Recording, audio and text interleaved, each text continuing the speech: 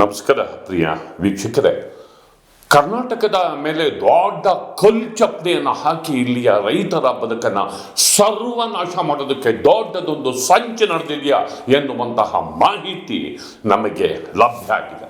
ಇಲ್ಲಿ ನೋಡಿ, ಈ ದಾಖಲೆಗಳನ್ನು ನಾವು ನಿಮ್ಮ ಮುಂದೆ ಪ್ರದರ್ಶನ ಮಾಡ್ತಿದ್ದೇವೆ. ಆಂಧ್ರ ಪ್ರದೇಶದ ಮುಖ್ಯಮಂತ್ರಿ ಚಂದ್ರಬಾಬು ನಾಯ್ಡು ನಮ್ಮ ರೈತರ ಜೀವನಾಡಿಯಾದಂತಹ ಕೃಷ್ಣಾ ನದಿ ನೀರು ಪ್ರದೇಶದ ಆಲ್ಮಟ್ಟಿ ಜಲಾಶಯದ ಎತ್ತರವನ್ನ 524 ಮೀಟರ್ಗೆ ಅವಕಾಶ ಮಾಡಿ ಕೊಡಬಾರ್ದು ಅಂತ ಕೇಂದ್ರಕ್ಕೆ ದೂರು ನೀಡುವ ಮೂಲಕ ಆ ಯೋಜನೆಯನ್ನ ನಿಲ್ಲಿಸೋದಕ್ಕೆ ಸಂಚು ರೂಪಿಸ್ತಿರುವಂತಹ ದಾಖಲೆಗಳನ್ನು ನಿಮ್ಮ ಮುಂದೆ ನಾನು ಇಡ್ತಾ ಇದ್ದೆ. ಇದೀಗ ಜವಾಬ್ದಾರಿ ಕೇಂದ್ರ ಸರ್ಕಾರದ ಮೇಲಿದೆ. ಎರಡನೆಯ ಟ್ರಿಬ್ಯುನಲ್ಲು, ಕೃಷ್ಣಾ ನದಿಯ ಎರಡನೇ ಟ್ರಿಬ್ಯುನಲ್ಲು 524.256 ಮೀಟರ್ಗೆ ಎತ್ತರವನ್ನ ಹೆಚ್ಚಳ ಮಾಡಿಕೊಳ್ಳಿ ಅಂತ ಆದೇಶವನ್ನ ಕೊಟ್ಟಿದ್ರೂ ಕೂಡ ಈಗ ಮತ್ತೆ ತಕರಾರು ಮಾಡ್ತಿರುವ ಹಿನ್ನೆಲೆಯಲ್ಲಿ ಈ ಯೋಜನೆಯನ್ನು ಸ್ಥಗಿತಗೊಳಿಸುವ ಪಿತೂರಿ ಇದೆ. ಈ ದಾಖಲೆಗಳನ್ನ ಜಲಸಂಪನ್ಮೂಲ ಸಚಿವ ಡಿ.ಕೆ. ಶಿವಕುಮಾರ್ ಅವರು ಇವತ್ತು ಬಿಡುಗಡೆ ಮಾಡಿದ್ದಾರೆ. ಇದೀಗ ಜವಾಬ್ದಾರಿ ಕೇಂದ್ರ ಸರ್ಕಾರದಿದೆ. ಟ್ರಿಬ್ಯುನಲ್ನ ಆದೇಶವನ್ನ ನೋಟಿಫೈ ಮಾಡಬೇಕಾದಂತಹ ರೆಸ್ಪಾನ್ಸಿಬಿಲಿಟಿ ಕೇಂದ್ರ ಸರ್ಕಾರದಲ್ಲಿದೆ. ಹಾಗಾದ್ರೆ ಈ ವಂಚನೆಯ ಸಂಚಿನ ಹಿಂದಿರುವಂತಹ ಚಟುವಟಿಕೆಗಳು ಏನು? ಈ ಬಗ್ಗೆ ಇಂದಿನ ಮಾತು ಮಂಥನ ಸ್ನೇಹಿತರೆ.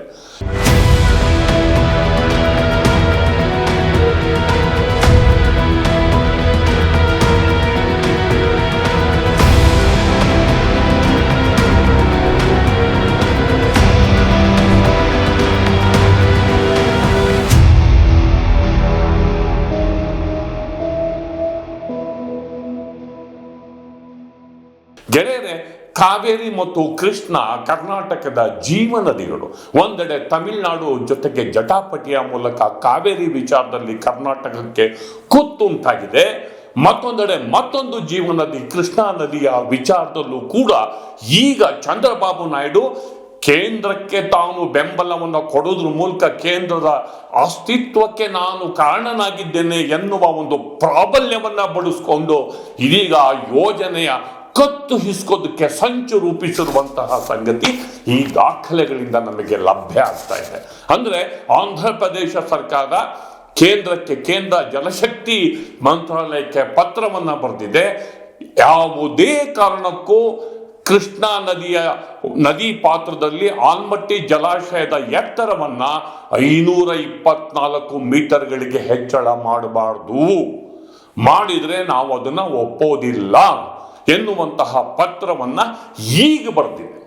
2010 ಈ ವಿಚಾರ ಅಂತಿಮ ಆಗಿದೆ. ಎರಡನೆಯ ಟ್ರಿಬ್ಯುನಲ್ ಅಲ್ಲಿ, ಕೃಷ್ಣಾ ಎರಡನೆಯ ಟ್ರಿಬ್ಯುನಲ್ ಅಲ್ಲಿ ಈಗಿರುವ 519 ಮೀಟರ್ಗಿಂತ 524 ಮೀಟರ್ ವರೆಗೆ ಹೆಚ್ಚಿಸಲು ಟ್ರಿಬ್ಯುನಲ್ ನ್ಯಾಯಾಧಿಕರಣ ಅನುಮತಿಯನ್ನ ಕೊಟ್ಟಿದೆ.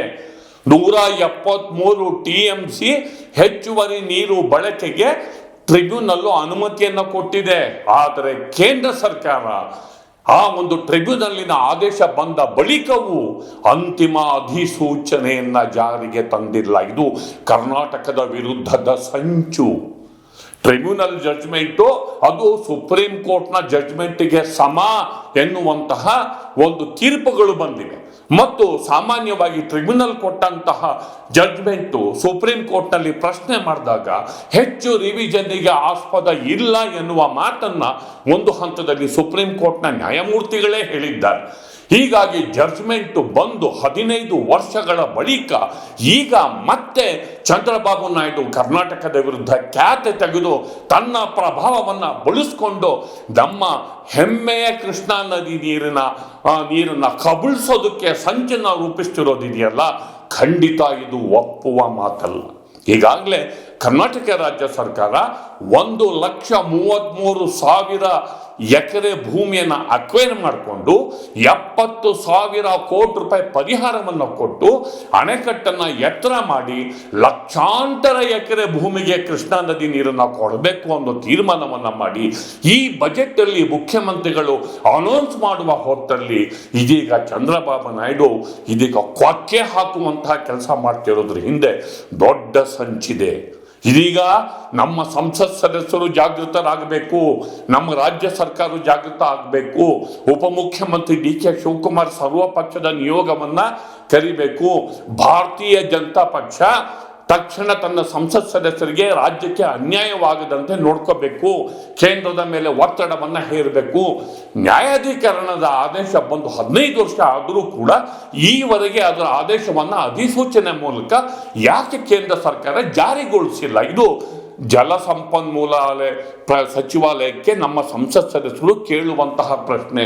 ಪುಣ್ಯಕ್ಕೆ ಜಲಸಂಪನ್ಮೂಲ ಸಚಿವರು ನಮ್ಮ ರಾಜ್ಯದವರು ಸೋಮಣ್ಣ ಅವರೇ ಇದ್ದಾರೆ.